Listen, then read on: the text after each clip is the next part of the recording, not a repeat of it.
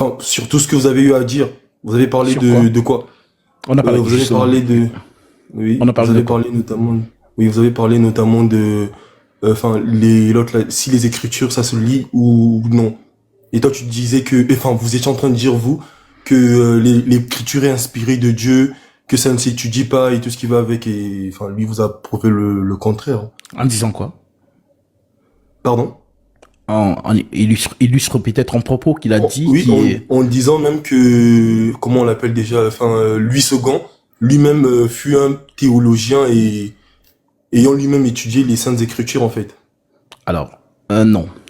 Vous êtes de quelle nationalité? Excusez-moi, je vais vous faire une démonstration. Oui, je suis de nationalité française, oui. Ok. Je peux entendre que tu es africain. Oui, mais Voilà. de nationalité française, origine Exactement. africaine, C'est ça effectivement. que je dis, un peu, voilà. Ah, ok, super. Maintenant, supposons que, enfin, origine africaine d'où précisément? Moi, je suis du Cameroun, par exemple. Moi, c'est du Congo. Ok. Si tu es du Congo et que, par exemple, tu as une grand-mère qui parle swahili, je prends un exemple, et que ta grand-mère, oui, elle est calée dans le swahili. Elle ne comprend que le swahili, comme d'ailleurs, comme beaucoup de grands-parents au Congo. Maintenant, cette dernière te traduit la Bible en swahili. Elle est théologienne ou pas? Elle me traduit la Bible. Non, non, non, non, non. Non. Elle a juste fait quoi alors, en ce moment-là? C'est juste une traduction. Ouais. Merci beaucoup. Un autre thème, c'est pourquoi je vous dis, soyez lucide, que personne n'essaie de vous impressionner. Les textes originaux sont en hébreu, en araméen et en grec. Et d'autres textes sont même en latin. J'ai une Bible en latin ici. Donc, toi, par exemple, tu es francophone, ou comme un français, un bon français, il est français. Lui, il n'a pas pris latin, il n'a pas pris, on va dire, grec ou quoi que ce soit. Mais il a sa Bible en latin. Maintenant, qui a fait ce travail pour lui? Voilà, une personne, justement, peut-être qui a, justement, étudié le grec. On va dire ça comme ça. Traduit donc cette Bible du grec au français. C'est aussi simple que ça. C'est aussi comme une grammaire du Congo, comme on a pris cet exemple, qui parle swahili et qui traduit donc la Bible du français en swahili. C'est tout. Donc, voilà donc pourquoi, si vous n'êtes pas lucide, vous allez croire que ces gens-là vous disent quelque chose. En fait, ils vous impressionnent. Je ne parle pas dans l'absolu, je parle pour ceux qui sont dans cet état d'esprit. Ils vous impressionnent parce que justement, vous n'avez pas pris le temps peut-être d'apprendre le grec. Moi, par exemple, je parle couramment espagnol. Je lis la Bible en espagnol, où je peux la traduire justement de l'espagnol en ma langue, on va dire, maternelle. Mais ça ne fait pas de moi un théologien. Donc c'est exactement lorsqu'il a pris dans l'exemple de Louis II, qui a fait de la théologie. En plus, d'abord, le terme théologie, que personne ne vous impressionne avec. La théologie, dans son étymologie même, on peut parler de la science de Dieu. Voilà, donc c'est le pourquoi, justement, parler de Dieu, si on veut être dans l'esprit de la chose, on dira, nous sommes dans la science de Dieu. Mais ce n'est pas une sorte de faculté, je ne sais pas.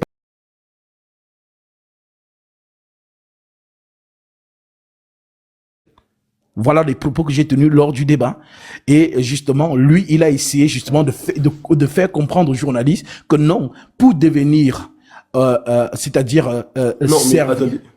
Oui. Si, excusez-moi de vous interrompre. Allez-y. Mais enfin, il était parti de, enfin, vous qui apprenez, comment dirais-je, vous qui avez des fidèles et tout, qui nous apprenez normalement à comment marcher, comment se manifeste Dieu, comment le chercher, comment le trouver, enfin, comment Dieu se manifeste à nous et tout. Il parlait, mais vraiment de cette, comment je peux même dire ça, de ces prérequis que vous devez avoir en quelque sorte, vous voyez. Par exemple.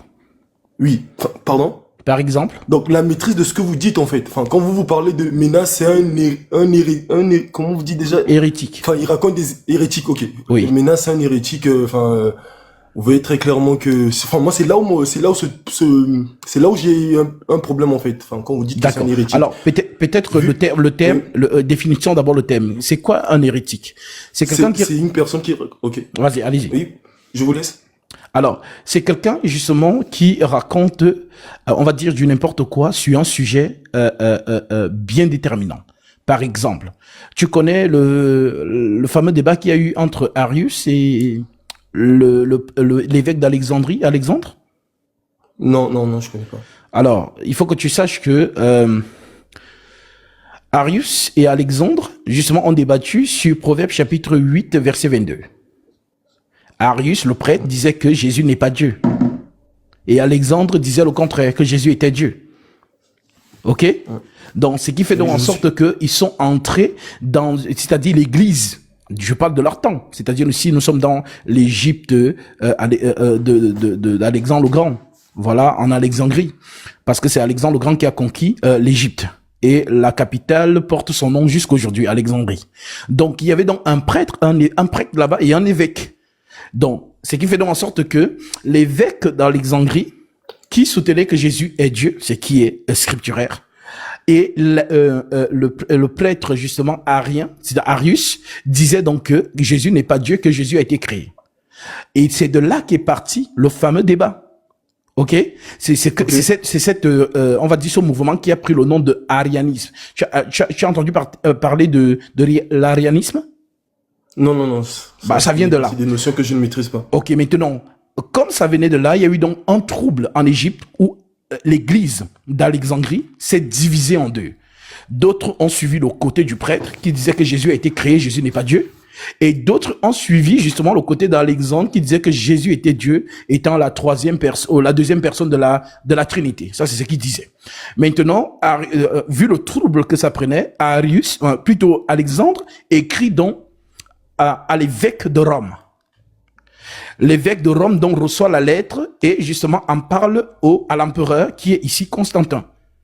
C'est dans ce fameux débat que Constantin écrit une lettre par la suite pour calmer justement les deux parties. Et en disant que vous pouvez penser les choses intérieurement vous-même, mais ne pas les sortir au public. Pourquoi? Parce que ça peut troubler la foi des gens. Voilà ce que Constantin disait.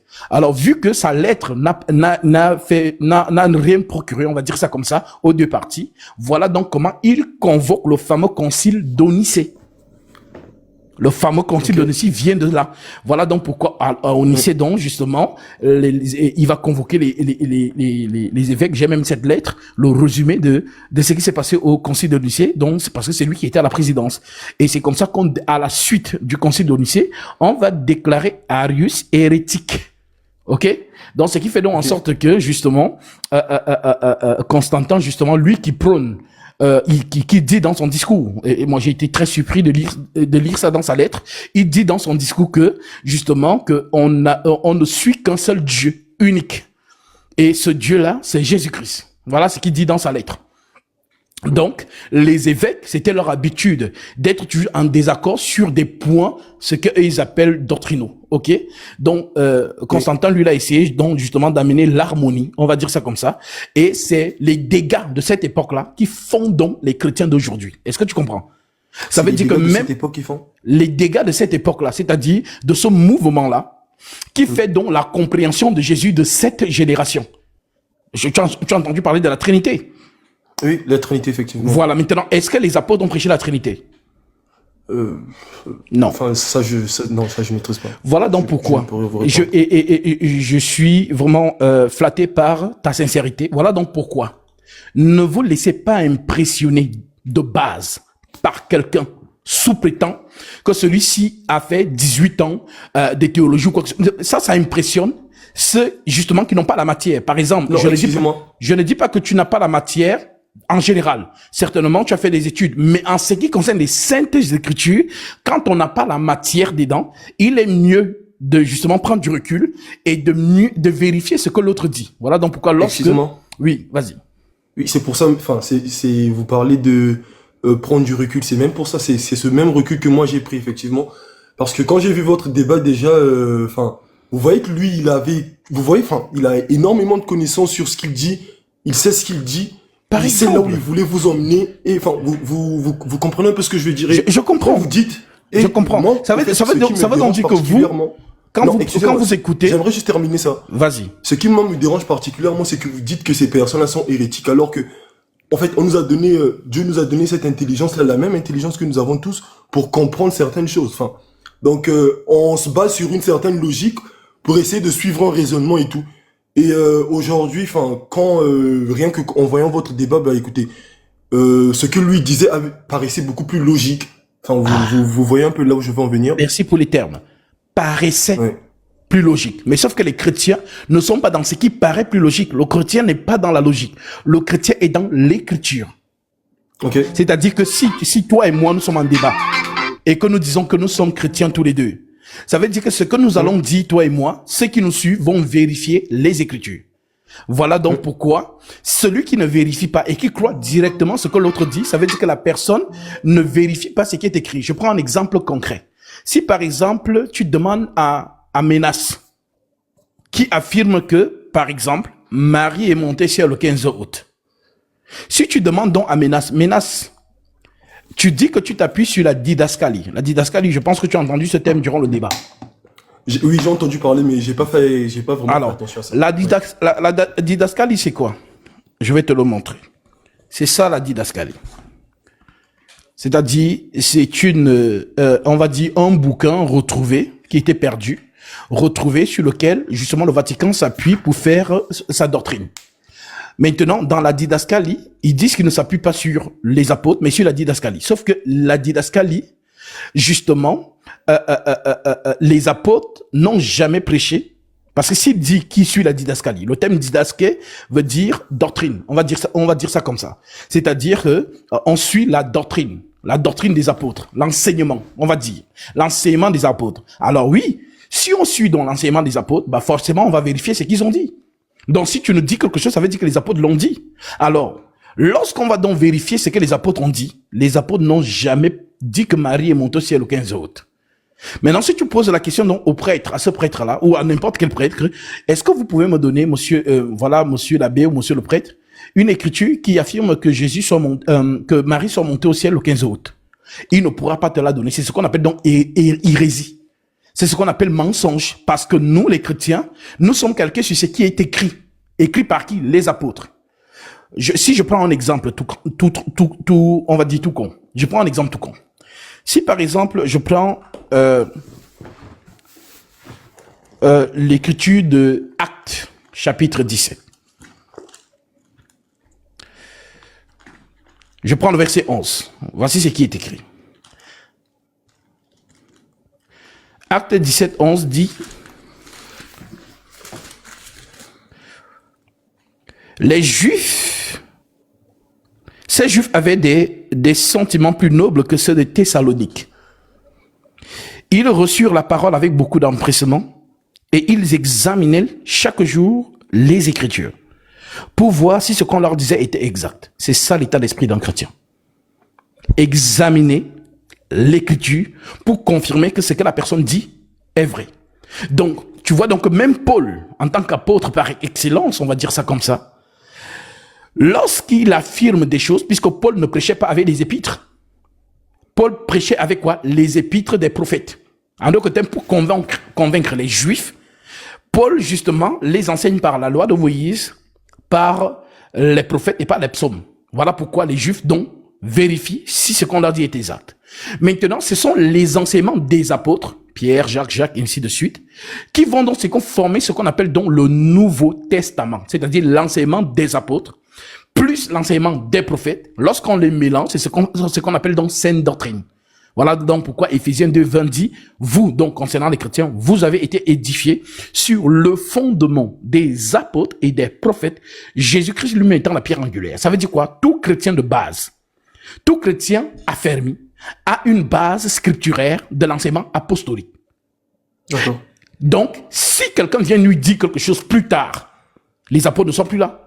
Pour que la personne atteste que ce que la personne dit est vrai, il faut que les apôtres aient dit cela, puisque nous, les disciples, nous sommes les répétiteurs des apôtres. Je prends un exemple de Timothée 2, versets 1 à 2. C'est Paul qui parle au jeune qu'on appelle Timothée. Il lui dit, toi donc mon enfant, fortifie-toi dans la grâce qui est en Jésus-Christ, et ce que tu as entendu de moi, en présence de beaucoup de témoins, confie-le à des hommes fidèles qui soient capables de l'enseigner aussi à d'autres. Donc, le chrétien vrai, fidèle aux Saintes Écritures, ne peut pas être trompé par quelqu'un qui va donc philosopher. D'ailleurs, l'apôtre Paul nous met en garde contre cela dans Colossiens 2:8 qui dit: prenez garde que personne ne fasse de vous sa proie par la philosophie ou par une vaine tromperie s'appuyant sur les traditions des hommes, sur les rudiments du monde et non sur Christ.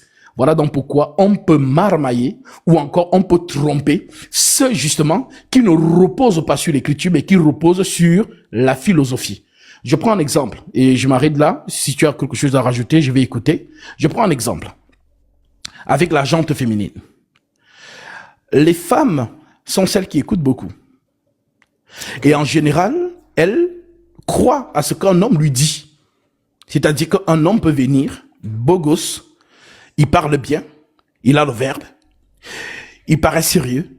Et dans tout ce qu'il dit, la fille, sous le charme, lui donne du crédit.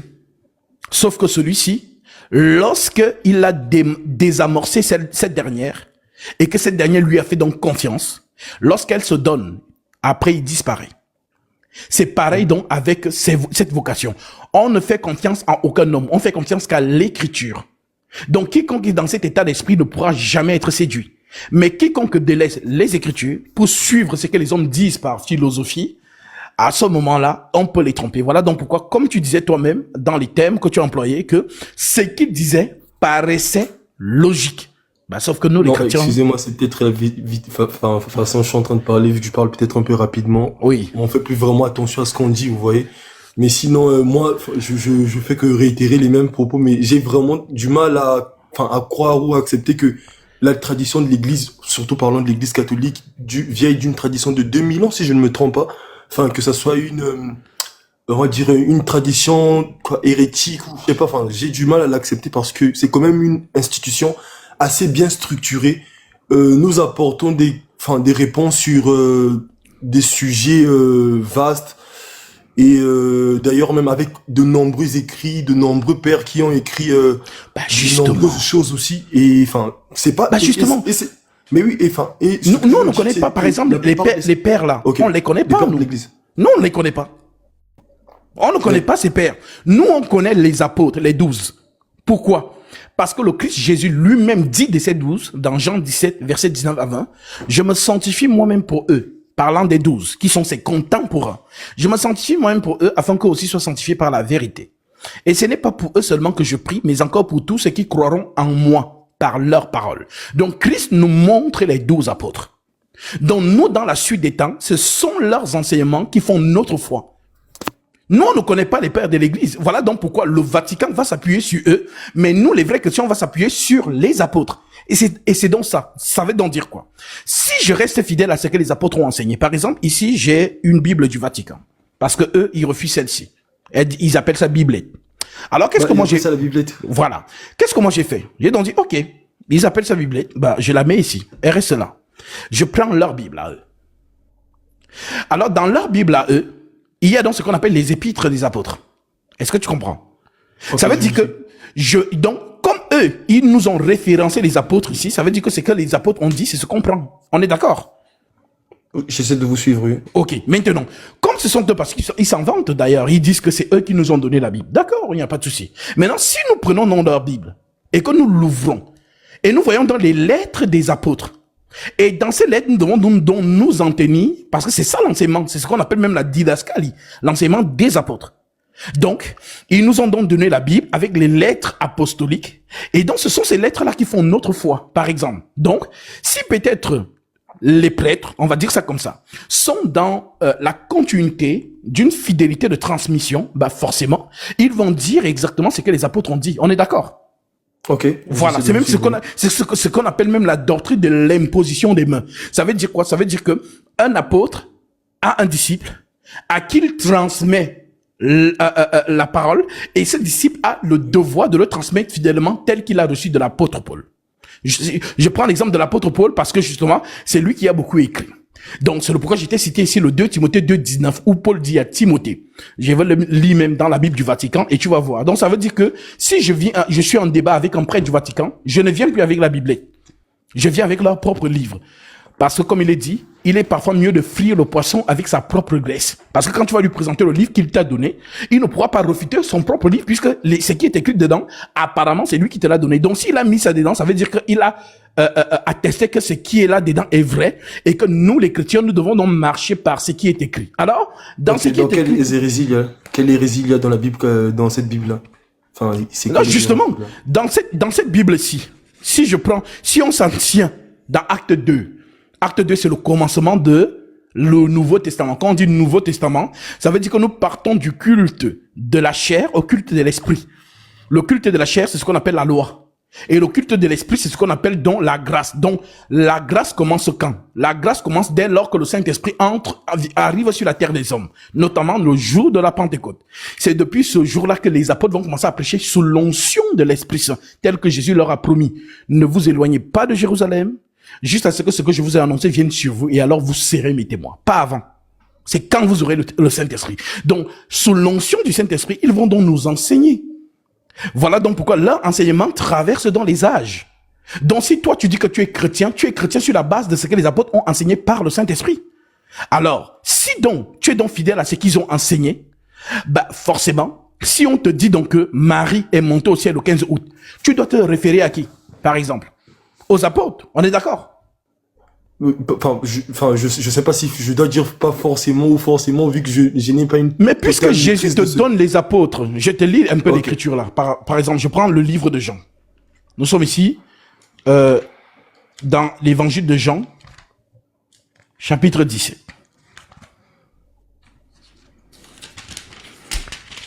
Donc, je suis dans la Bible du Vatican. Jean chapitre 17, au verset 19. Voici ce qui il est écrit.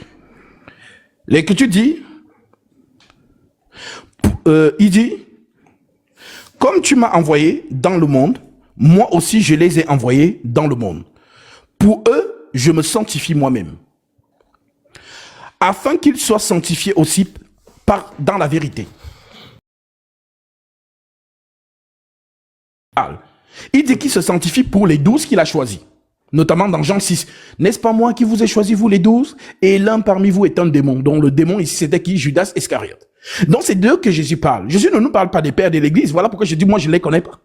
Donc, pour eux, je me sanctifie moi-même, afin qu'ils soient eux aussi sanctifiés dans la vérité.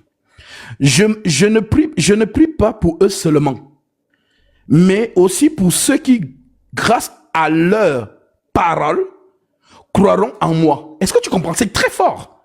Ça veut dire que Jésus dit que si tu veux croire en lui, toi qui viens dans la suite des temps, crois seulement à ce que les apôtres t'ont enseigné. Donc, ce qui fait ta foi, c'est l'enseignement apostolique. Pas pré-apostolique. C'est l'enseignement apostolique et non pré-apostolique ou post-apostolique. Donc, Jésus vient, il choisit 12 hommes et il dit que à ces 12 hommes-là, je donne la vérité. Maintenant, tous ceux qui doivent croire en moi, doivent croire à ces 12 hommes-là. Voilà, c'est ce qu'il dit. Je répète encore, c'est très important parce que quiconque ne respecte pas ce processus, bah, ne respecte pas Jésus. Mais quiconque va au-delà de ça, bah oui, il s'est laissé séduire. Puisque, voilà pourquoi je dis que ce qui fait foi, c'est la parole des 12. Voilà donc pourquoi Paul peut écrire, notamment dans 2 Thessaloniciens 2:15, ainsi donc frères, demeurez fermes et retenez les instructions que vous avez reçues, soit par notre parole, soit par notre lettre. Donc les lettres sont là, les lettres ne sont pas perdues. Maintenant, je répète, Jésus dit, moi aussi, je les ai envoyés dans le monde. Pour eux, je me sanctifie moi-même, afin qu'ils soient eux aussi sanctifiés dans la vérité. Je ne prie pas pour eux seulement, mais aussi pour ceux qui, grâce à leur parole, croiront en moi. Frère, c'est ce qu'on appelle donc être intellectuel. Être intellectuel, c'est savoir apprécier ce qui est écrit. Un intellectuel, c'est quelqu'un qui lit déjà beaucoup et qui est fidèle à ce qui est écrit. Donc, si nous sommes donc fidèles à ce qui est écrit, nous comprenons ici que Jésus a donné le mandat aux 12. Et les 12, par la suite, vont donc avoir aussi des disciples. Voilà donc pourquoi, justement, fait qu'il écrit des lettres en lui disant de retransmettre exactement ce qu'il lui a appris. Si par exemple, moi je suis Paul, et que toi tu es Timothée, je te dis, va dire que Marie est montée au ciel le 15 août. Bah tu vas aller, tu vas dire la même chose. Et Non, mais- juste... Excusez-moi, mais le 15 août, ça reste une date, on va dire symbolique, parce que on sait pas vraiment quand il est monté au ciel, même rien que la naissance de Jésus, c'était pas réellement le on ne parle 25. pas de Jésus là. Le Oui. 15 août, Non, ça- excusez-moi. c'est de Marie. Oui, oui, c'est ce que je dis. Enfin, le 15 août, ça reste une date symbolique. Enfin, Mais pourquoi? Mais symbolique. Justement, c'est le pourquoi. S'ils ont dit ça, que Marie est montée au ciel le 15 août, bah, toi-même, un événement aussi extraordinaire, tu penses que les apôtres auraient omis de nous l'écrire? Ou les apôtres auraient omis, puisque l'apôtre Paul, c'est lui qui a enseigné que la chair et le sang ne peuvent hériter du royaume des cieux. Ça veut dire que, voilà, le corps humain ne peut pas aller dans le royaume céleste. C'est ce que la doctrine dit. La chair et le sang ne peuvent hériter du royaume des cieux. Mais sauf que ce soit le Vatican, que ce soit l'orthodoxisme, déclare, d'ailleurs, ils appellent ça dormition. En d'autres côté, Marie s'est endormie, je ne sais pas si c'est une chaise, et apparemment, une lumière est venue la porter. Corps, âme et esprit, et est montée avec elle au ciel. C'est ce qu'ils appellent 15 août. Et d'ailleurs, ça ne vient pas des apôtres, ça vient du pape Pie XII. Qui là, justement. Oui, cet enseignement-là vient du pape Pie XII. Pie XII. C'est le pape Pie XII qui va donc officialiser cela en disant que, bon, 15 août, Marie est montée au ciel. Et c'est devenu justement une doctrine. D'ailleurs, le Vatican dit que le pape parle escategra, qui veut dire le pape est infaillible. Ça veut dire que ce qu'il dit, c'est ce que... L'infaillibilité du pape. Voilà, c'est ce que... Sur des sujets doctrinaux. Justement. Justement. Mais ils ont de très bons arguments quand même. Enfin, mais attends, qu'est-ce qu'on appelle doctrine? La doctrine, c'est celle apostolique. La doctrine n'est pas quelque chose qui avance dans le temps. Non, la doctrine est figée. Voilà pourquoi on dit ne déplacez pas les bornes anciennes. Ça veut dire quoi? Ça veut dire que si la doctrine date du temps apostolique, moi, en 2025, je ne peux pas venir inventer une autre doctrine. Est-ce que tu comprends? Voilà pourquoi Paul disait... Aujourd'hui, aucune doctrine n'a bougé. Enfin, justement. La doctrine de l'Église reste la même depuis 2000 ans. Ok, maintenant, depuis 2000 ans, montre-nous où les apôtres, par exemple, c'est un exemple, montre-nous où les apôtres ont dit que Marie est montée au ciel le 15 août. Enfin, ça, moi, je ne saurais vous le dire. Enfin, je ne pourrais peut-être pas parce que, enfin, oui, c'est pas justement, mon domaine de prédilection. C'est le pourquoi je dis donc, soyons honnêtes. Soyons honnêtes. Ce qu'on appelle, c'est-à-dire l'honnêteté intellectuelle. Effectivement. Si c'est écrit, je vais te dire, c'est écrit. Que oui, voici ce que les apôtres ont dit. Voilà pourquoi je suis à l'aise. Moi, pourquoi je ne fuis pas les débats? Parce que je sais que j'ai l'écriture avec moi. Oui, je ne peux pas dire une chose quand je sais que l'écriture ne m'accompagne pas. Forcément, si quelqu'un me dit ce que tu dis là, c'est écrit où? Je vais lui prouver ça comment? Je vais faire comme le Vatican, je vais leur dire tout n'est pas écrit. Et ça, c'est une ruse.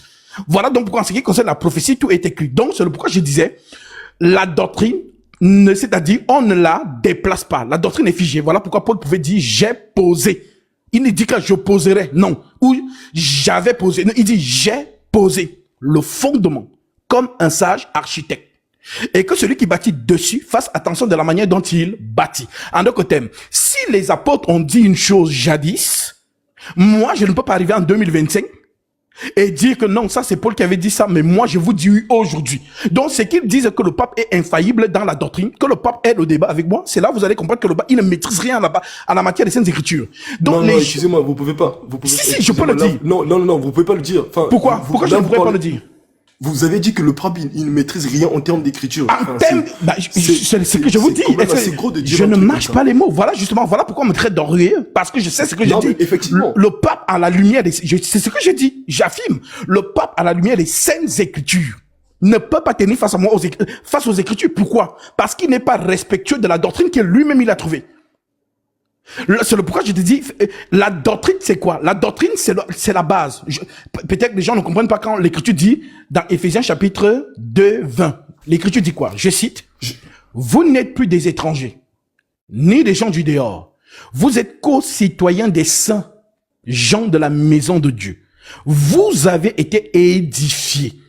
Tu sais ce qu'on appelle l'édification, non? L'édification, en fait, c'est un langage des maçons.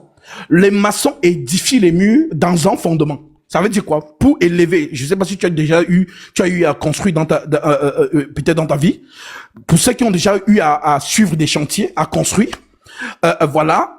lorsque l'architecte te donne un plan de ta maison, il donne le plan des fondations. Et en général, les architectes travaillent avec les ingénieurs, notamment en génie civil. Donc, on te donne les images, le plan de ta maison. Maintenant, on commence par ce qu'on appelle les fondations. On ne peut pas édifier des murs s'il n'y a pas de fondation. Ça veut dire que lorsqu'il y aura un petit vent, ta maison va tomber. C'est ce que Jésus disait dans ses discours. Quiconque entend ces paroles que je dis et les met pas en pratique sera semblable à un homme prudent. Quiconque entend ces paroles que je dis et les met en pratique sera semblable à un homme prudent qui a bâti sa maison sur le roc. Donc, on bâtit la maison sur quelque chose. Notamment ici le roc qui est donc le Christ, l'Esprit. Maintenant, Jésus continue en disant au verset 26, celui qui entend ces paroles et justement ne les met pas en pratique est semblable à un homme insensé qui a bâti sa maison sur du sable. Parce qu'on ne peut pas poser des fondations sur du sable. C'est-à-dire, dès qu'il y a un léger vent, ça va s'écrouler. Alors, lorsqu'on dit donc dans Éphésiens chapitre 2, 20, vous avez été édifiés. Donc on édifie quoi? Les murs. Et les murs sont édifiés par quoi? Des parpaings. Dans le langage des apôtres, c'est plutôt pierres vivantes. Nous sommes les pierres vivantes. Donc, les pierres vivantes sont donc les pierres du Christ, donc ce que Jean-Baptiste pouvait dire aux pharisiens. Ne vous contentez pas de dire que nous sommes fils d'Abraham, car je vous le déclare, de ces pierres même, Dieu peut susciter une postérité à Abraham. Et effectivement, le roc, donc Jésus, a justement suscité une postérité. Voilà donc pourquoi les chrétiens sont des pierres vivantes. Donc les pierres vivantes sont donc fondées sur un roc. Et le roc ici, c'est l'enseignement donc du Saint-Esprit par les apôtres. Vous avez été édifiés sur le fondement des apôtres et des prophètes, Jésus-Christ lui-même étant la pierre angulaire.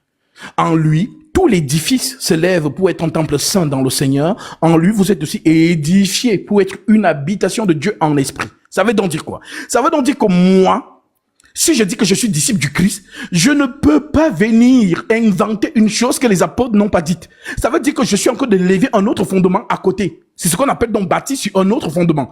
Donc si le pape qui parle escatégra, infaillible dans la doctrine, vient nous dire que Marie est montée au ciel le 15 août, alors la question, le réflexe du bon chrétien, c'est quel apôtre a dit ça? Maintenant, on se réfère aux apôtres. Maintenant, quand on fouille dans les lettres apostoliques, ça n'existe pas. Ça n'existe pas. Voilà donc pourquoi, à la lumière de ce que les apôtres ont enseigné, ils ne peuvent pas le prouver. Et quand on peut donc dans ce qu'on appelle donc la théologie. Voilà donc pourquoi je vous dis, moi je suis très lucide. Aucun pape ne peut m'impressionner par des gros discours. Oh, escatégra. Oh, le magistère. Moi, je ne suis pas impressionné par ça. Ma base, ce sont les apôtres. Comme tous les chrétiens, les vrais chrétiens, la base, ce sont les apôtres. Donc, ce que les apôtres ont dit, je me penche. Ce qu'ils n'ont pas dit, je ne me penche pas. Voilà donc pourquoi Paul peut dire, et je termine par là, si même nous, ou un ange, vient du ciel, vous annoncez un autre évangile que celui que nous vous avons prêché, qu'il soit anathème. Ça veut dire maudit.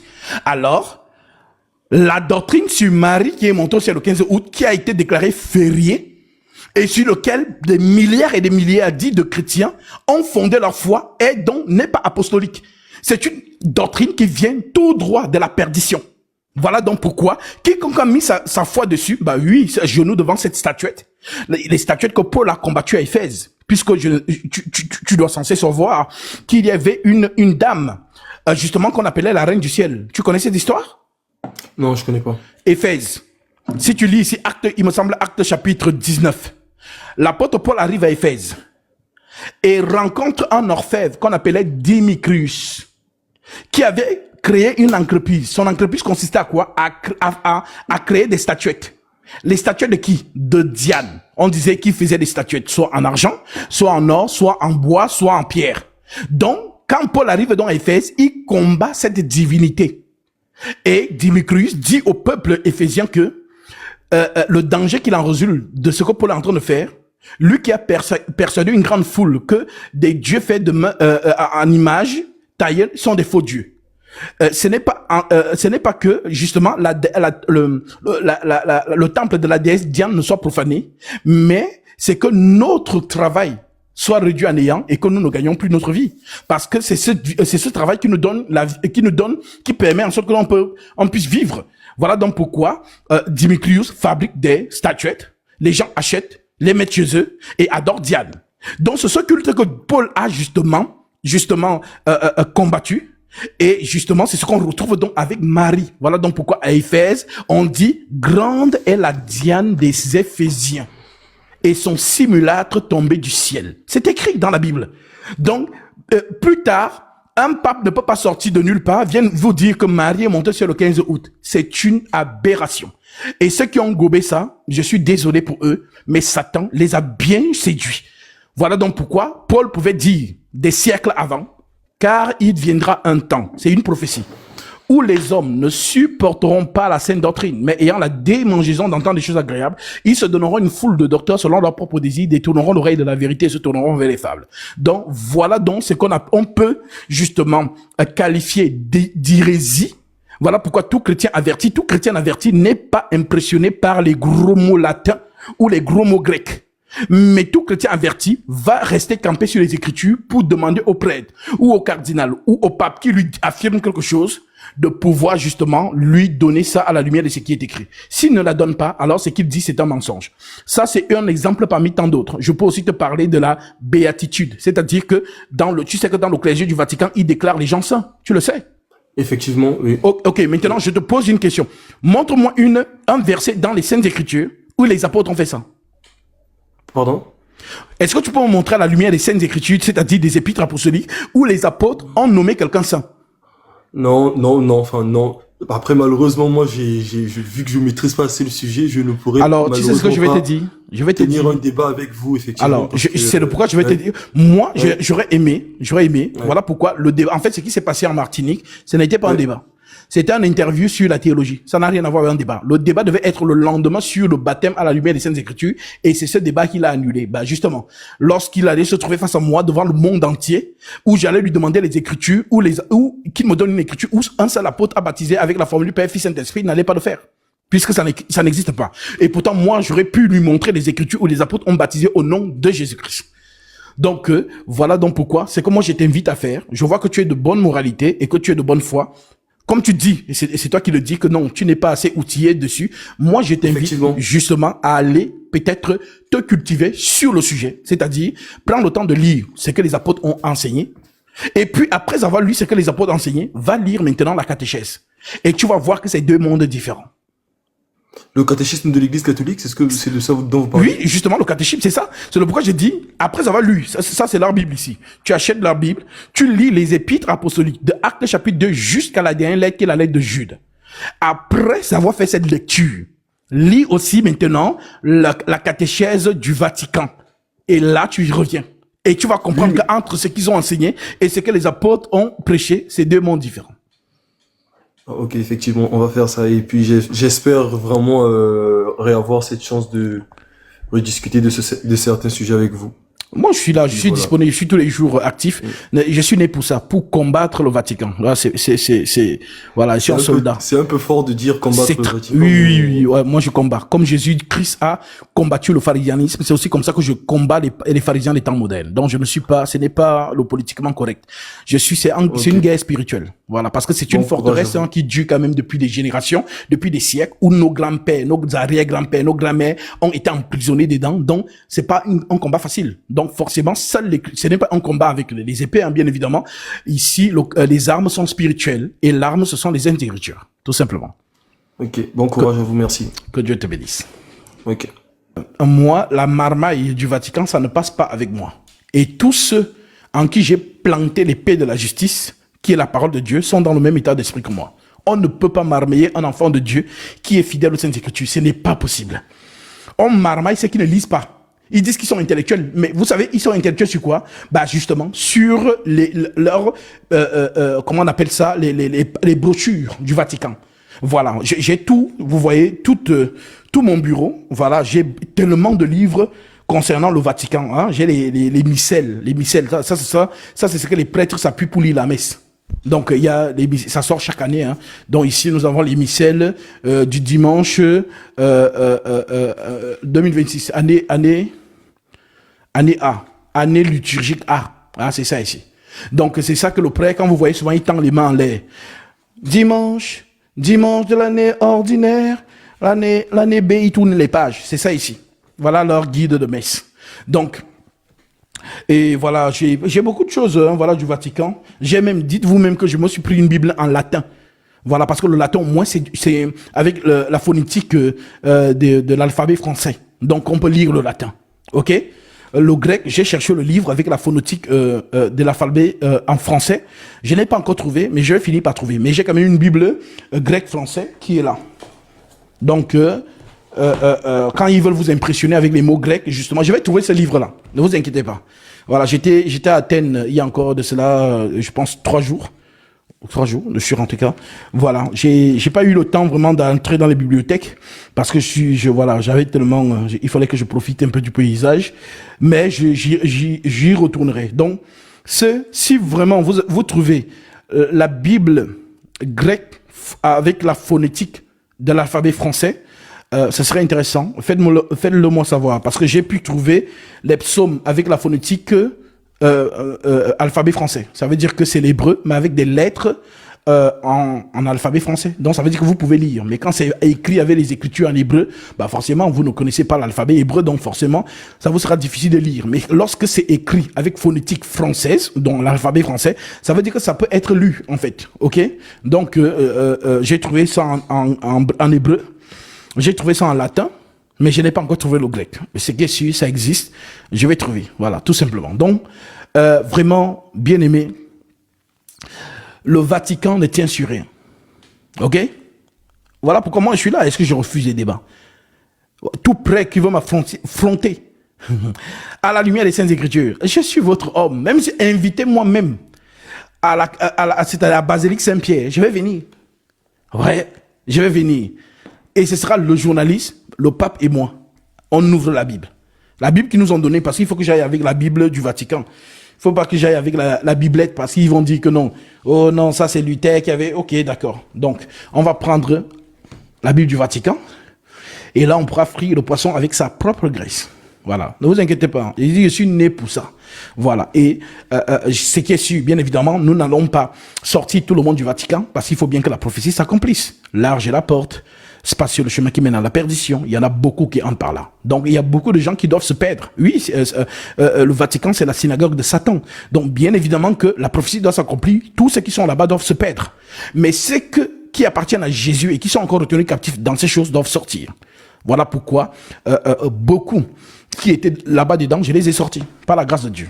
Donc, j'ai été l'instrument que Dieu a utilisé pour sortir ces personnes du Vatican. Ok?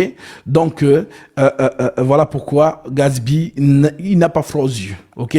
Donc, peu importe le prêtre ou le théologien qui m'invite à débattre à la lumière des Saintes Écritures, je suis votre homme. Ne vous dites même pas en un instant qui vous allez me présenter dans ce monde, que dire, ah Gatsby, tu ne peux pas débattre avec celui-ci. Qui?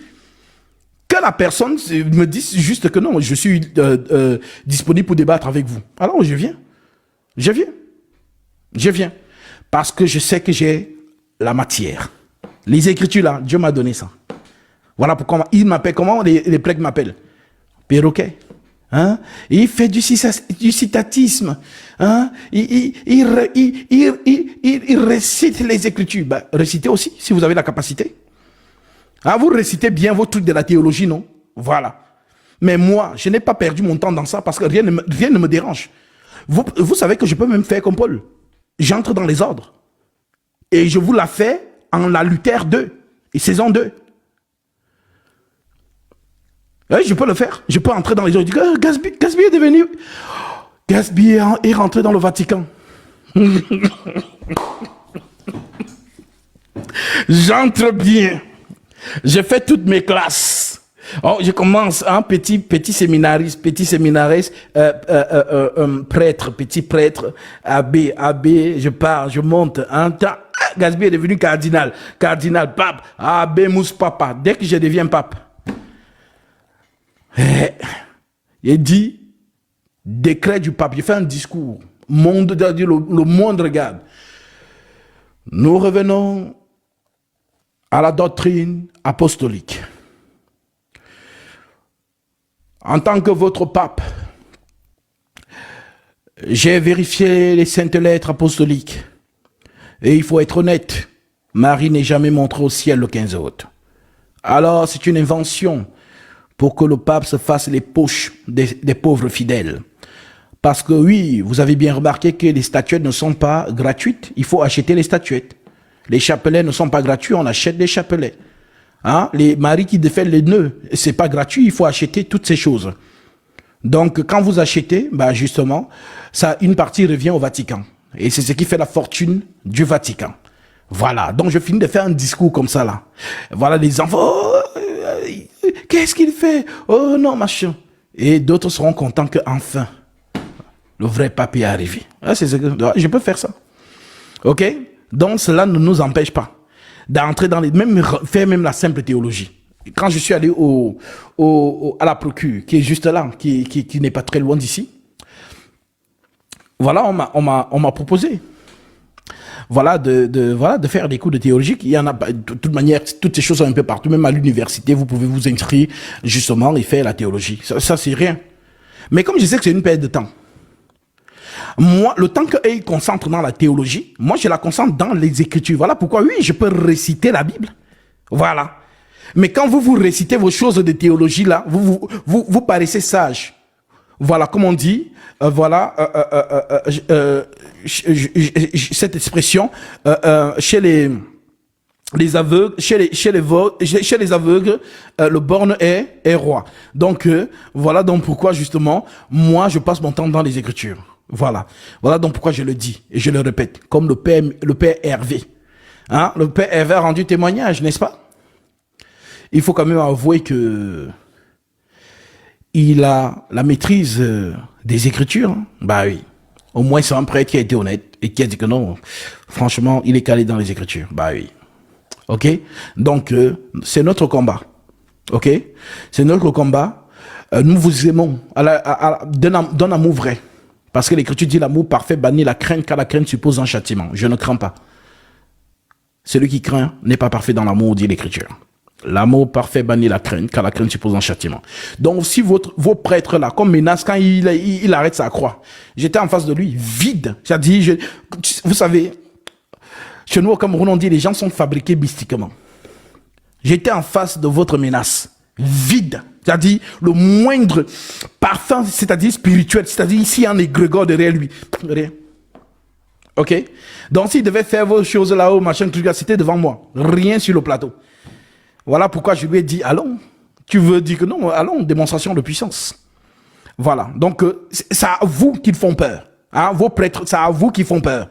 Mais à moi, ils ne me font pas peur. Ok? Parce que je suis conscient de qui est derrière moi. Voilà.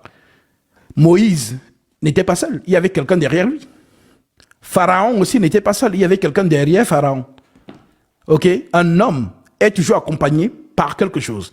Mais justement, lorsque j'étais en face de menaces, c'est d'ici, il y a même Marie derrière lui, je ne l'ai pas senti. Voilà. Donc, pour dire que seule l'Écriture est la vérité. Vous qui avez abandonné les Écritures pour vous conformer aux inventions du Vatican, franchement, nous prions pour vous. Ok?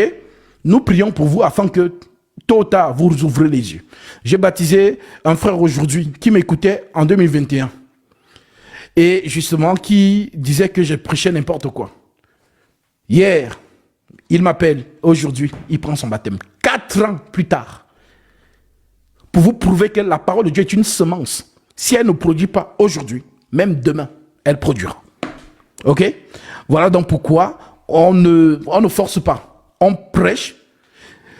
Si la parole est sortie, elle tombera sur la terre. Et si elle tombe sur la bonne terre, peu importe le temps que ça va prendre, elle va germer. Voilà donc pourquoi ceci marche aussi avec les prières des frères et sœurs qui prient pour tous les enfants de Dieu qui sont encore retenus captifs dans les fausses doctrines. Voilà pourquoi nous prions pour vous, chers prêtres. Je sais que vous ne faites pas exprès.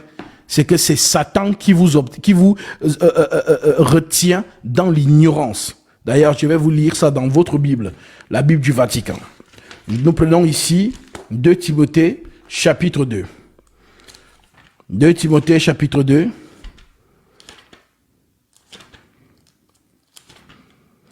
Au verset 22. Il est écrit: fuis les passions de la jeunesse, recherche la justice, la foi, la charité, la paix, en union avec ceux qui, d'un cœur pur, invoquent le Seigneur. Mais les folles et stupides recherchent et vident-les, tu sais, qu'elles engendrent des querelles. Or, le serviteur du Seigneur ne doit pas avoir des querelles, mais accueillant à tous, capable d'instruire, patient dans l'épreuve, c'est avec douceur qu'il doit reprendre les opposants, en songeant que Dieu peut-être leur donnera de se convertir, de connaître la vérité et de revenir à la raison, une fois dégagés des filets du diable, qui les retient captifs, asservis à sa volonté. Voilà, donc les prêtres, ne vous inquiétez pas, nous prions pour vous. Et si vous êtes de Dieu, si parmi vous certains sont de Dieu, ils reviendront à la raison. Voilà, donc nous prions pour vous. Voilà, et vous nous remercierez une fois que nous serons justement en train de monter dans la lumière inaccessible du Christ. Voilà la confiance que nous avons. Maintenant, ceux qui disent souvent, catholique à vie, vous me faites rire. Parce que ce n'est pas à nous qu'il faut dire ça sur TikTok. Tu vas dire ça quand tu vas mourir. Quand tu seras face à l'ange de la mort, c'est là où tu vas lui dire catholique à vie. C'est pas à nous. Nous, on fait quoi avec? Si tu penses qu'en disant ça, tu indexes quelqu'un, c'est la bêtise. Tu diras ça quand tu vas mourir. Quand tu vas mourir, voilà, c'est là où tu vas dire à l'ange de la mort, catholique à vie. OK? Et il va te dire que catholique, c'est quoi? Passe ici. Voilà. Donc, seuls ceux qui gardent l'enseignement apostolique fidèlement, comme Paul l'a dit, et je termine par là, 1 Corinthiens chapitre 15, versets 1 à 2.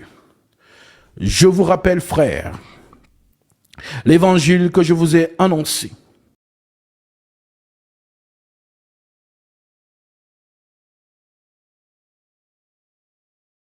tel que je vous l'ai annoncé, autrement, vous aurez cru en vain. Que celles et ceux qui ont les oreilles pour entendre, entendent. C'était justement un bonsoir de votre frère Gasby. Voilà, donc certainement le Seigneur m'a permis de monter ce soir pour avoir un échange avec ce jeune frère. Je pense qu'après il va aller, comme il me l'a dit, faire justement les recherches, c'est-à-dire lire aussi le verset c'est 1 Corinthiens chapitre 15, 1 à 2. 1 Corinthiens chapitre 15, verset 1 et verset 2. 1 Corinthiens chapitre 15, verset 1 et verset 2. Voilà. Donc pour ceux qui demandent la référence. Donc que le Seigneur vous fortifie dans la prière, que le Seigneur vous garde dans la fidélité de la parole qu'il nous a donnée par les apôtres. Et écoutez, le combat est rude, mais Jésus-Christ a déjà gagné. Comme il a dit, ils vous feront la guerre, mais ils ne vous vaincront pas parce que j'ai vaincu le monde. Voilà, donc que le Seigneur soit encore glorifié. Et puis, ne vous inquiétez. Si vous avez un prêtre qui est caché quelque part, qui fait trop, parce que quand ils sont dans leur truc, ils aiment souvent faire qu'ils maîtrisent, ils disent que non, allez débattre avec Gasby, envoyez-les chez moi. Voilà, comme ça on va débattre à la lumière des Saintes Écritures. Et vous allez comprendre que ces gens-là, matière écriture, c'est pas pour eux. Voilà. Et je sais que beaucoup, vous voyez que, je sais pas si vous avez remarqué, vous voyez qu'ils commencent un peu à sortir sur Actes chapitre 2, la plupart. Ils revoient leur cours parce que je les mets au travail. Ils vont vérifier que peut-être le petit là, peut-être ce qu'il dit là, peut-être c'est vrai. Donc, depuis toutes ces générations, on était dans l'erreur. Oui. Donc, nous sommes contents de vous voir faire maintenant. Là, vous sortez maintenant de vous étiez un peu trop à l'aise. Il fallait que Christ envoie quelqu'un dans une génération, vous reboostez un peu que non. Comme vous avez assis votre hégémonie, et que voilà, les gens, non, les vrais, la lumière crie. OK? Les vrais enfants de Dieu ne peuvent pas être silencieux dans ce monde. Quoi? Un enfant de Jésus qui a le Saint-Esprit, déjà silencieux dans le monde. Non, c'est que il n'y a pas de chrétiens. Vous avez vu Jean-Baptiste? L'esprit qui était en lui, vous avez vu comment ça agissait? Il avait peur de comment on appelait le roi là? Hérode? Il avait peur de lui. L'Esprit Saint ne peut pas rester silencieux face au mensonge. Le Saint-Esprit en toi, voilà pourquoi l'Écriture dit, nous n'avons pas reçu un esprit de timidité, mais un esprit de force et de sagesse. Tu es timide, que ça commence comment? Même l'esprit qui est en toi ne te permettrait pas d'être timide. Voilà pourquoi on disait de Jésus lui-même, le zèle de ta maison me dévore. C'est écrit dans les psaumes. Quand l'esprit du Seigneur est en toi, dès qu'il voit le mensonge, c'est la guerre. La guerre spirituelle, c'est-à-dire vérité contre mensonge. La lumière chasse les ténèbres. Vous êtes la lumière du monde, que votre lumière luise dans les ténèbres. Dans les chrétiens qui sont, oh non, moi vraiment, voilà, chacun croit comme il veut, voilà. Ça, ce ne sont pas les chrétiens. Ce ne sont pas les chrétiennes. Voilà, parce que l'Esprit Saint en toi ne peut pas parler comme ça. Chacun croit comme il veut, voilà, toute manière, écoute, Dieu est amour, voilà, nous sommes ensemble. Ça se fait quoi? Orthodoxe, Vatican, tout ça. Moi, franchement, ça me dérange. Ma chérie, tu n'as pas le Saint-Esprit. Tu n'as pas l'Esprit Saint. Parce que l'Esprit Saint ne se tait pas face au mensonge. C'est pas possible. Vous ne lisez pas les Écritures? Ou alors les chrétiens de cette époque-là disaient aussi la même chose. Oh, écoute, chacun croit comme il veut, hein? Voilà. Chacun sa manière de comprendre les Écritures. Vous savez, quand vous lisez votre Bible là, vous avez vu des discours comme ça dans la Bible? Oh, genre, chacun croit comme il veut. Hein? Toi, tu crois à ta manière. Moi, je crois à ma manière. Voilà. Toute manière, Jésus est amour. Ce qu'il veut entre nous, c'est l'amour. Vous savez ce qu'on appelle l'amour? L'amour du Christ, c'est l'Écriture. Celui qui m'aime garde mes commandements. C'est ça, Jésus. Donc, vous avez mis l'amour de Jésus comme un slow. Genre comme si c'était, je sais pas, Dadju qui chantait. Vraiment, mon amour, j'aime Jésus. Ah, Jésus est amour. Les gens ont cru que l'amour... Et ils ont des grosses pancartes. Hein. Jésus est amour. Jésus t'aime. Jésus t'aime. C'est incroyable. L'amour de Jésus consiste à obéir à ses commandements. C'est ça l'amour de Jésus. L'amour de Jésus n'a rien à voir avec les émotions. Hein? Descendez, hein? Voilà. L'amour de Jésus n'a rien à voir avec les émotions. L'amour de Jésus, comme il dit, si celui qui m'aime, c'est ce que dit Jésus, en tout cas. Celui qui m'aime garde mes commandements. C'est ça, aimer Jésus. Quand Jésus dit une chose et que tu obéis à ce qu'il dit, donc tu fais ce qu'il dit, ben là tu l'aimes. Voilà. Voilà donc pourquoi il peut dire dans Luc 6, 46. Pourquoi m'appelez-vous Seigneur, Seigneur, et ne faites-vous pas ce que je dis? Ça vous dit quelque chose ou ce verset vous ne le connaissez pas? Luc 6, 46. Pourquoi m'appelez-vous Seigneur, Seigneur, et ne faites-vous pas ce que je dis? Voilà. Va dormir avec ce verset.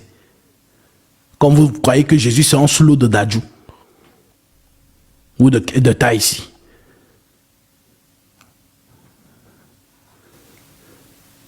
Pourquoi m'appelles-tu Seigneur si tu ne fais pas ce que je te dis?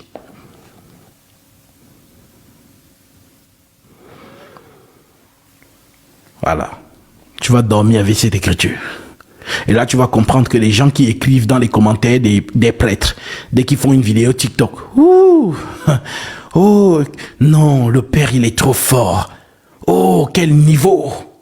Quand tu écoutes même ce que le prêtre dit, tu dis, mais c'est quel niveau? Les gens sont, je reste comme ça et dis que non, franchement, ça, ce sont les gens que les apôtres pouvaient même fouetter avec l'hysope. Hein, tu vois, on te fouette comme Jésus a cassé les comptoirs. On fouette les gens parce qu'ils sont endormis spirituellement. Il faut les réveiller. Ils sont endormis, c'est-à-dire le profond, c'est Inception. Qui a regardé le film Inception? Le sommeil, dans le sommeil, dans le sommeil, dans le sommeil. C'est-à-dire 4 niveaux. C'est-à-dire que pour la réveiller, si tu la réveilles, son âme est encore plus profonde. Donc il faut aller chercher, réveiller cette personne. Voilà pourquoi ceux-là, il faut les arracher du feu. Parce qu'ils sont dans le sommeil. Voilà, Ménas qui dit, j'ai touché la main de Marie de Magdala. Elle est au mont Athos. Oh, Ménas, il a touché la main de Marie de Magdala. Donc, je ne sais pas si Marie, je ne sais pas si c'est seulement la main qu'ils ont coupée. Peut-être ils ont aussi coupé les pieds. Ils ont envoyé au quatre coins du monde. Donc, on a décapité Marie de Magdala. Ils ont juste récupéré la main. Et ils ont mis, sa main est au mont Athos. Comme il fait souvent là. Sa main est au mont Athos. J'ai touché sa main. Parce qu'elle a touché le Christ. Et comme elle a touché le Christ, ben la main ne pourrit plus. Alors, j'ai vu quelqu'un dans les commentaires qui disait, donc comme Judas Iscariote a fait bisou à Jésus dans la bouche de Judas, ça ne pourrit pas. C'est incroyable. Ah, Vatican, qui vous a fait ça comme ça? Qui vous a fasciné? C'est incroyable. Et il le dit, et tu vois les... Oh non, le Père Ménas est fort. C'est incroyable. Réveillez-vous. Réveillez-vous. Non. Voilà, personne n'a décapité. Vous savez, je vais vous retrouver ce livre-là. Il y a quelqu'un qui en parlait, et c'était très intéressant. Sur les hérésies, lorsque justement la doctrine a commencé à prendre un coup, hein, parce qu'il y avait beaucoup des choses hérétiques qui prenaient vraiment du volume à l'époque. Et les gens commençaient justement à suivre ces courants-là. Alors, le Vatican a trouvé quelque chose d'ingénieux. Mettre en place, justement, les reliques Est-ce que vous connaissez? Donc, c'est ce qui servait maintenant de lieu de pèlerinage. Est-ce que vous comprenez? Donc, Marie est montée au ciel. Donc, ça attirait les foules. Voilà, la main de Marie, Marie de Magdala qui est au mont Athos. Oh, voilà, on a retrouvé la couronne d'épines, c'est là-bas. On a retrouvé ceci, c'est là-bas. Et ça devient des lieux de pèlerinage. C'est un bon business. C'est vraiment un bon business. C'est dommage qu'ils n'ont pas tout. Peut-être qu'ils ont même les os de pierre. Hein. Il faut bien fouiller. Peut-être qu'ils ont les os, hein, les os de pierre. Voilà, peut-être à la basilique là-bas. Il faut bien chercher. Peut-être même le crâne de pierre, ils ont ça. Donc, vraiment, nous vous aimons. Voilà pourquoi nous vous disons ces choses, pour que vous vous réveillez. Nous aussi, on était comme vous. Voilà, nous aussi, on était dans le Vatican. On était dedans, à fond. Voilà, moi, je me souviens, la première fois que je suis allé à Lourdes, mince, il y avait une rivière là-bas que non, j'ai plongé, que non, Maman Marie. Et pleurait même. Mais bon, de quoi. Après, vous savez, il y a une statuette où il y a une lumière, une ampoule. Ça vient sur la statuette comme ça. Donc, moi, quand j'étais parti, on m'a dit, ah non, c'est la lumière du Saint-Esprit. Hein. Et pourtant, c'est une ampoule. Ils ont mis l'ampoule en haut. Voilà, ça fait comme si, c'est la lumière des frères. Franchement, Vatican, vous êtes des menteurs. Ah, les prêtres là. Non, franchement, vous mentez. Il n'y a pas plus menteur que le Vatican. C'est-à-dire, vous êtes vraiment, c'est-à-dire, vous êtes, non, comment on appelle, le cartel. Vous êtes le cartel que vous pensez être. Franchement, le Vatican, franchement, oui. Vous êtes ingénieux au mal. C'est-à-dire, non, franchement. Mais dans tout ce que vous faites là, aucun élu ne se perdra. Aucun fils de Dieu, aussi longtemps qu'il va rester parmi vous, il sortira. Ne vous inquiétez pas. Le Seigneur, aucun élu, et c'est l'assurance que j'ai pour tous les enfants de Dieu. Donc même si aujourd'hui vous nous insultez, hein, oui, parce qu'il y a des gens qui m'ont insulté, mais aujourd'hui ils sont avec moi. Hein? Ils racontent n'importe quoi, et machin. Je vais commencer à faire passer les sœurs ici, que j'ai fait sortir du Vatican, les frères aussi. Ils vont témoigner. Voilà, c'est important. Parce que vous pensez que non, voilà, le travail que nous faisons sur les réseaux, ça ne porte pas le fruit, ça porte du fruit même. Ils vont commencer à passer ici. Voilà. Je vous ai lu la lettre d'une de nos sœurs, justement, qui a envoyé un message au Vatican, qu'elle veut sortir du Vatican, elle ne veut plus faire partie de leur truc. Ils l'ont répondu, ils l'ont envoyé carrément une lettre. Nous te remercions pour toutes tes années de service et pour tous les dons que tu as fait à l'Église. Voici, maintenant, tu n'es plus des nôtres, tu n'as plus droit à ceci, tu n'as plus droit à cela, tu n'as plus droit à cela. Donc, vous savez qu'en Suisse, voilà pour ceux qui vivent en Suisse, vous savez que vous êtes prélevé à la source. Ah, le Vatican vous plairait à la source, ça vous le savez. Hein, il y a d'autres qui découvrent ça ici, bah oui. Voilà, parce que cette sœur-là, qui vit en Suisse, justement, c'était écrit qu'on la prélevait à la source, tous les mois. Comme les impôts. On prélève à la source. Ok? Voilà. Donc, quand c'est eux, non, c'est bien. Mais quand on va faire une offrande à Gatsby, oh, voilà, c'est ça. Hein? Demandez au prêtre là que là, il dorme, il paye là-bas. Demandez un peu au prêtre là. Là, il dorme là. Est-ce qu'il paye? Il ne paye rien. Ils sont nourris, logés, blanchis. Ça, vous le savez?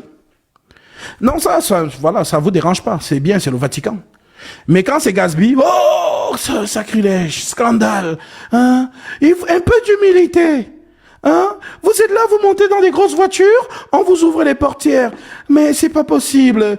Un peu d'humilité. Beaucoup d'humilité même. Comme un frère qui me disait aujourd'hui, Gatsby, pourquoi tu ne ris pas souvent dans les plateaux là? Parce qu'il dit souvent des choses. Moi, si j'étais en face d'eux, je serais en train d'éclater des rires. Je dis non, frère.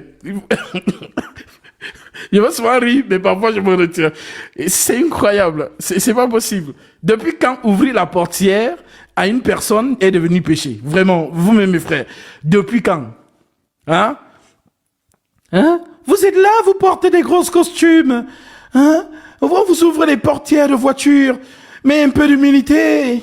Beaucoup d'humilité même. Et tu vois, hein? Les mamans meurent de faim en Afrique. Vous êtes là, vous portez les gros costumes. Donc moi, je ne veux plus porter le costume. Parce que les mamans meurent de faim en Afrique. En tout cas, moi, ma mère, elle ne meurt pas de faim. Voilà. Que chacun prenne la responsabilité de sa maman. Ok? Voilà, moi, ma mère ne meurt pas de faim. Ok? Donc, si porter le costume aujourd'hui est devenu un péché, ah, vraiment, c'est que nous sommes mal barrés. Mais je tiens à rappeler que le Vatican, vous portez, comme on dit, vêtu de pourpre et d'écarlate. Vous savez de quoi je parle. Et ce n'est pas vous qui payez ça. C'est toujours tout le peuple du Vatican, là. C'est eux qui vous nourrissent, logés, blanchis. Ils le savent. Ils le savent. Vous êtes nourris, logés, blanchis. Et c'est vous qui venez donner des leçons. On vous ouvre des portières de voiture. C'est pas possible. Donc, lorsqu'on n'a pas d'argument à la lumière de ce qui est écrit, alors il faut qu'on touche à la sensibilité émotionnelle. Oh, c'est vrai, hein. Regarde, il a beaucoup d'argent. Hein? Il faut quand même... Hein? On m'a même sorti qu'il faut construire les écoles. Oh, si Charlemagne était là. Hein, Charlemagne, vraiment, sacrilège. Ah, franchement, les prêtres là, je sais pas. Peut-être, je sais pas si c'est le séminaire qui vous rend un peu efféminé, mais je sais pas. Voilà, mais bon. En tout cas, moi, je reste votre homme à la lumière de ce qui est écrit. Si vous voulez justement qu'on parle à la lumière de ce qui est écrit, je reste, voilà, votre personne, ok? Voilà, tout simplement. Donc, je prends cette réaction et puis on va se retrouver demain si Dieu le permet.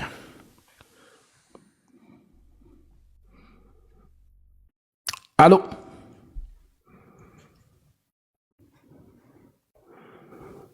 Allô?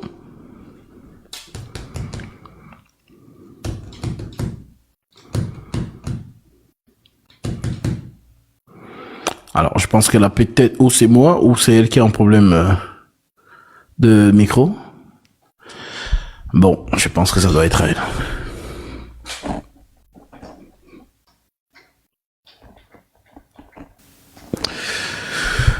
Bon, les amis, voilà. On se retrouve demain. Si Dieu nous fait grâce. Et puis, ne lâchez pas. Je vous ai dit, tous les frères et sœurs en Christ. Vraiment. Relayez les vidéos des frères. Et lorsque vous voyez qu'ils disent, parce que vous savez ce qu'on fait là, ça va les pousser à faire quoi? À ne plus dire n'importe quoi. Mais justement, avant qu'ils ne fassent des vidéos, je vous assure, ils vont commencer à se dire, ah, si je mets ça, ils vont faire la capture d'écran et ils vont remontrer tous mes erreurs. Voilà. Donc, ça, vous allez les pousser à revenir à la lumière des Saintes Écritures. Sinon, vous allez exposer leurs lacunes. Donc, ce n'est pas un petit, c'est pas un petit travail, hein. Ce que nous faisons là, vraiment, il y a beaucoup de gens qui nous suivent. Beaucoup de gens se remettent en question. Beaucoup de gens vont vérifier les écritures. Ne vous inquiétez pas, en inbox, ça travaille beaucoup. Beaucoup de gens vont se dire, ah, je vous ai entendu parler là, vraiment. Je trouvais quand même ça bizarre, il est vrai, mais j'avais pas le courage de vraiment... Ben, j'ai dit, c'est ça. C'est ça. Voilà, ce sont des marmaillards, ce sont des gens qui mentent, mais avec émotion. C'est ce que Satan, on dit qu'il se déguise aussi en ange de lumière. Et donc, il te ment avec la toge. Comme Jésus disait, ils sont habillés en vêtements de brebis. Mais au-dedans, ce sont des loups ravisseurs. Vous les reconnaîtrez à leurs fruits. Voilà, donc, relayez vraiment l'information. Ils font des vidéos, vous faites des captures d'écran, et puis vous remontrez à la lumière des Saintes Écritures comme le fait le frère Miguel, parce que c'est très intéressant. Voilà, vous remontrez à la lumière des Écritures leurs lacunes, c'est-à-dire dès qu'il dit une chose qui n'est pas scripturaire, qui n'est pas apostolique, vous prenez ça, vous collez avec l'Écriture, comme ça la personne qui vient voir, il va lire le verset que le prêtre est en train de contredire. Voilà, comme ça va les pousser. Ne vous inquiétez pas, je suis là, ils me suivent tous. Lorsque je suis en live, tous ces gens-là me suivent en faux profil, même les séminaristes qui sont encore au séminaire. Ne vous inquiétez pas, ils sont là. Il y a ceux qui sont encore me suivre en faux profil. Voilà, donc je vous salue. Vous qui les séminaristes qui êtes encore au séminaire et ceux qui viennent de recevoir l'ordination, là, ils sont devenus nouveaux prêtres là. Donc voilà, donc je vous reste disponible. N'ayez pas peur de débattre avec moi. Il faut venir débattre à la lumière de ce qui est écrit. Voilà, donc les trucs de la philosophie, ainsi de suite. Gardez ça pour vous, mais entrons dans la matière des Saintes Écritures. Voilà, donc je reste votre homme. Sur ces paroles, mes amis, je vous bénis et je vous dis shalom. Voilà.